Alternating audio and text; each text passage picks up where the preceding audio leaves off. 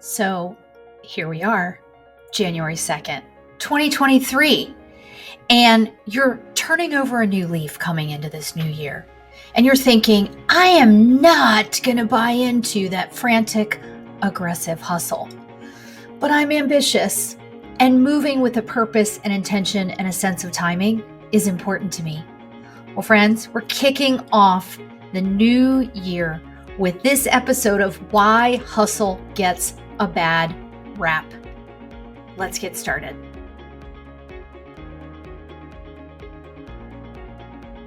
So, why would hustle get a bad rap? I was having a conversation a couple of weeks ago with an incredible Christian entrepreneur whose podcast I'm going to be on soon. And she had a little bit of a visceral reaction to the word hustle. When I said hustle, she almost cringed. And as I began to unpack the idea of why we talk about redefining hustle and how in redefining hustle, we can emulate Jesus as we work, I could see the sense of relief come over her, but still it was uncomfortable for her because we're so used to the world's definition of hustle. So in this episode, which is what you heard before in my description of the podcast and in my intro of the podcast, I'm going to pull some of those details in talking about why hustle gets a bad rap. And here's why you want to continue in this January 2023 series, because I have two incredible guests this month. One is going to be talking about goal setting and her formula for setting PEACE goals, PEACE goals. The other one is going to be talking all things financial for entrepreneurs. So you don't want to miss it, because that all has to do with working with intention, with a sense of purpose, a sense of timing, and seeking our Father's direction, just like Jesus did. So let's talk about this hustle getting a bad rap thing. If you've been listening to the podcast, you know that I am all about this redefinition of hustle. So a little bit of background. There are a couple of definitions of hustle in the dictionary, and here's what they say. In dictionary.com, it says hustle means to proceed or work rapidly or energetically. And the second definition there is to push or force one's way, to jostle or shove. On Word Hippo, which I geek out over Word Hippo because I love the thesaurus, it is one of my favorite tools. There are three top definitions as a verb for hustle. And here's what they are: to force or push one's way, to move quickly, and to pressure someone into doing something. Ugh. Doesn't that just make you want to just throw up a little bit? Yeah, the noun top three definitions for hustle are a state of great activity, a willingness to undertake new or risky endeavors, and great or often showy or disorderly speed. Do you notice that all of these definitions are mainly about being busy, hurried, rushed, or aggressive? Does it seem like the world has only embraced that aggressive definition and that the calm, intention-based first definition gets lost? It's like a tug of war between two extremes: the aggressive hustle and then this newly emerging anti-hustle movement.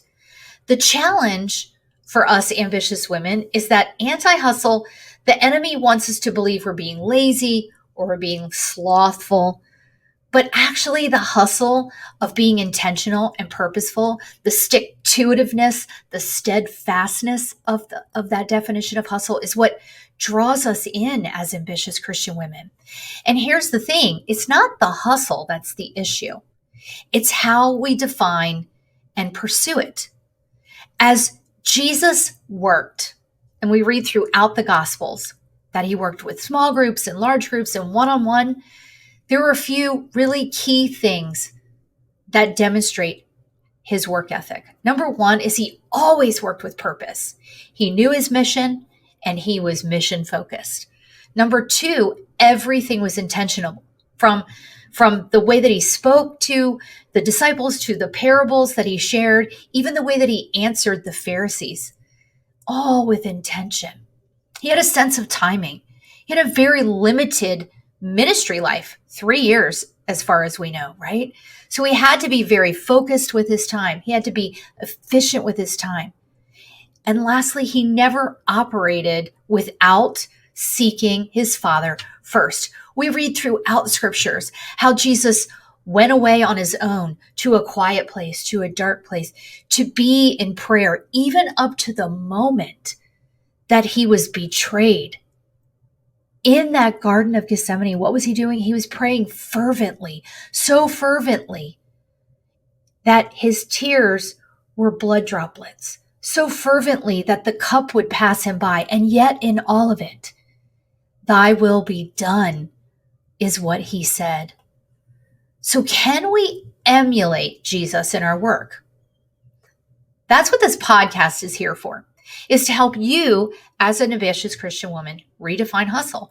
And I believe that we can redefine it. I believe that we don't have to have such a visceral reaction to the word, that we don't have to shrink back, that we don't have to sigh, that we don't have to feel overwhelmed by the hustle. I believe that we don't have to buy into this idea of hustle to your haters, ask if you're hiring. I believe that we can redefine it. And by doing it, we rediscover Jesus's unsurpassed peace, that we can find calm and even rediscover joy in our businesses, that we can break the chains of overwhelm and overachievement so that we can walk out God's assignment with clarity, serenity, and fulfillment. You know, recently I was talking about this at my Redefining Hustle half-day retreat in November. Following the retreat, one of the attendees sent me a message, and she said, what's been rolling around in my mind is that hustle stands for help, unlock, strength, and steadiness through the Lord's everlasting leadership. H, help. U, unlock. S, strength and steadiness. T, through. L, the Lord's. E, everlasting leadership. That was so powerful for me because in today's world, I really believe that hustle gets a bad rep because we've bought into the world's definitions. We've bought into the world's hype around what it means to be an entrepreneur, to work constantly, to work without ceasing and resting. That it's almost like that song from the 70s, The Hustle. Now, I looked up the lyrics for this song. For those of you that don't remember, I'll put a link in the show notes to the song. But there was a song called The Hustle, and it was a disco dance. Here are the lyrics to The Hustle. Ready? Ready? Do it. Do it. Do it. Do the hustle. Do the hustle. Do the hustle. Friends, it literally repeats that throughout the song. You've got to go listen to it. It is fascinating. So I believe that hustle gets a bad rap. And then because of that, sometimes as Christian women, we shrink back from what God has given us. We're afraid to reflect Christ's light. We're afraid to step into the assignment that the Lord has given us. Maybe we play too small, or maybe we underestimate what the Lord can do in our business, but we overestimate what we can do, which leaves us white knuckling and holding on for dear life because we want to control everything. May I invite you in this new year to take a new approach to hustle, to join us here as we redefine it, right? And I've got some really incredible resources for you down in the show notes. So let me walk through what I've got down there for you. I have some links to a few blogs that are so amazing. You're going to absolutely love them. These blogs are all about holy hustle and obedience over hustle and grace over grind. These are actual Bible reading plans in the YouVersion app, which I think you're going to find amazing. And in fact, the Obedience Over Hustle by Melinda Fuller is really an incredible plan that talks about how Jesus worked, how Jesus worked with intention and purpose and a sense of timing, right? The other place that you'll find down in the show notes is a link to my previous episode 172 on how do I redefine hustle and why does it matter? You'll also find down there a link to my blog called The Case for Redefining Hustle, right? Here's the thing, friend. Jesus's ministry was focused, it was intentional and purposeful. In Matthew 11, 28 through 30, we know that he calls us to lay our burdens at the foot of the cross, that he calls us to take on his yoke, which is light. If we can work like Jesus, then we don't have to feel overwhelmed. We don't have to get caught in the trap of overachievement. And then in Matthew 4 through 16, those chapters speak to Jesus's public ministry.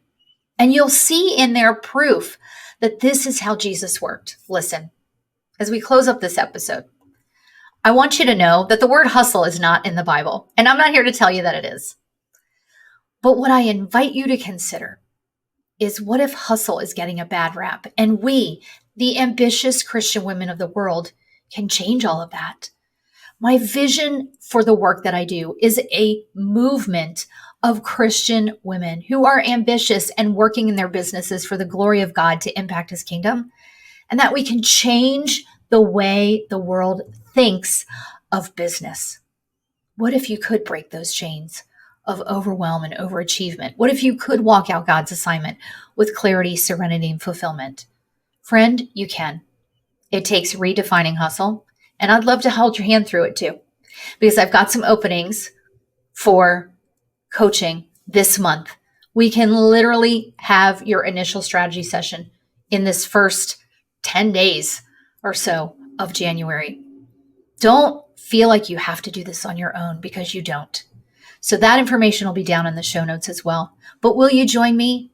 Join me in redefining hustle. Let's get rid of the bad rap that it has, and let's embrace it from a biblical perspective. And then make sure you tune in to the upcoming episodes. Now, I have one more big announcement before we go. Starting today, I am live streaming the podcast. What?